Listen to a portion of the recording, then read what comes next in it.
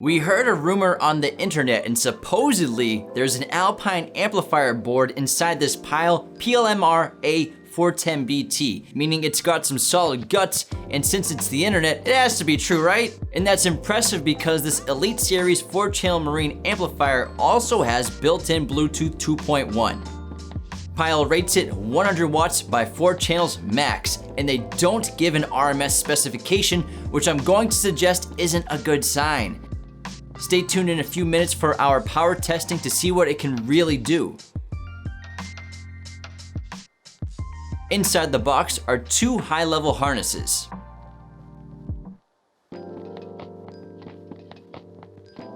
Hardware. Instruction manual. And 4-channel Bluetooth marine amplifier.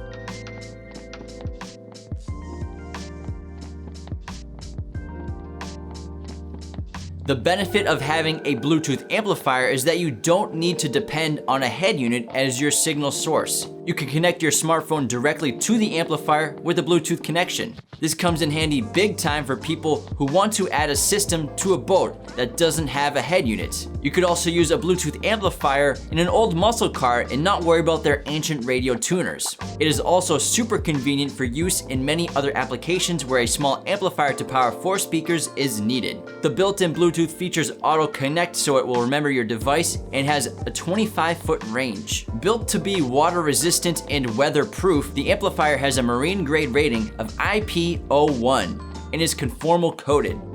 Dimensions of this amplifier are 8 inches in length, 7.9 inches in width, and 2 inches in height. The PLMRA410BT is very flexible when it comes to connecting to your source. Use the RCA inputs to connect directly to the RCA preamp outputs of your head unit, or use the included high-level harnesses to tap directly into the speaker-level outputs on the wiring harness of your head unit. All 4 channels feature gain control.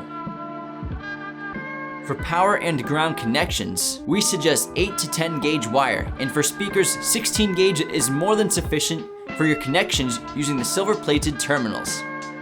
The amplifier also has a built-in 20 amp fuse. Before we test, let's take a look at the guts of this amplifier and the supposed Alpine internals. And it's a little disappointing. Okay, let's test it out. The first test we ran was 2 channels driven, 4 ohms, 40 hertz, 14.4 volts. Pyle rates the amplifier 100 watts max by 4 channels. Our audio precision will generate our signal and measure distortion. Our HP8903B audio analyzer picked up a whopping 19.76 watts RMS per channel, 1% distortion, and 8.82 volts of output.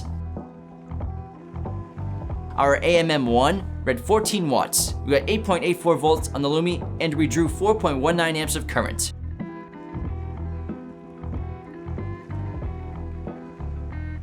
Going to 1 kilohertz, our HP picked up 17.64 watts RMS, 0.98% distortion, and 5.4 volts of output. The AMM1 read 16 watts. We got 8.35 volts on the Lumi, and we drew 4.12 amps of current.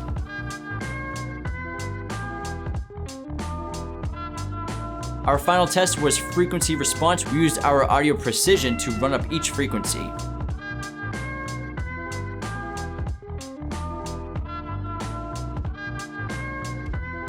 Obviously, this amplifier is pretty weak. It's basically a head unit. In theory, it could work well on a boat, but once you're on the water and you have the engine going and the waves crashing, you're going to have a hard time hearing anything coming out of your speakers with this low power, no matter how high you put the volume up. This amplifier is perfect for an inside cabin or for background or mid-listening levels. It could be used for other means, with do-it-yourself projects and making Bluetooth speakers. What are your thoughts on this amplifier? Be sure to go to qualitymobilevideo.com to get all of your car audio and video gear with us today. Use the links in the bio below. Be sure to check out our other YouTube channel, QMV Fast Tech, for 12-volt electronic tips. If you enjoyed the video, click that like button, join the conversation below, and subscribe to the channel if you're new. Thanks for watching.